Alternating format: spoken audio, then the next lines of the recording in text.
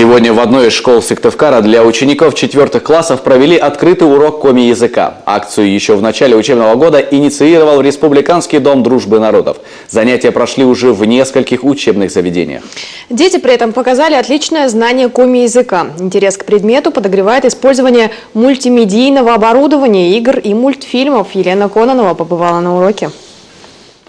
Попробуйте перевести некоторые слова. Посмотрите, что вы сможете сами перевести. Став-бурса, всего хорошего. Став-бурса, всего хорошего.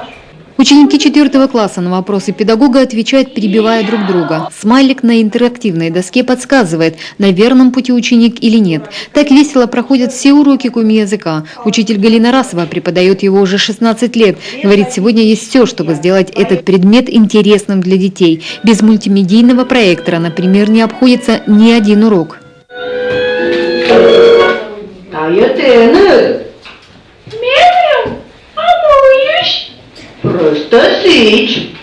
Для ребят постарше занятия тоже с изюминкой. Школьники не только пишут тексты на коми-языке, но и защищают целые презентации. Сами презентации готовят, сами выходят, защищают. Им это интересно. Недавно еще в 9 классе сдали проект про финно-угорских народов. 7 класс сделал проект «Мой любимый человек». А потом хвастаются друг другу, у кого как получилось.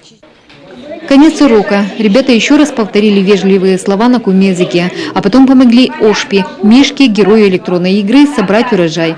Новинку специально для школ подготовили в Министерстве национальной политики. С его помощью изготовили также книжные закладки с коми-словами и памятку со списком сайтов, на которых можно найти игры, мультфильмы на коми-языке и электронные словари. Все-таки коми-язык – это наш второй государственный язык. И хотя бы элементарные знания коми-языка должны быть у каждого жителя нашей республики, независимо от национальной принадлежности.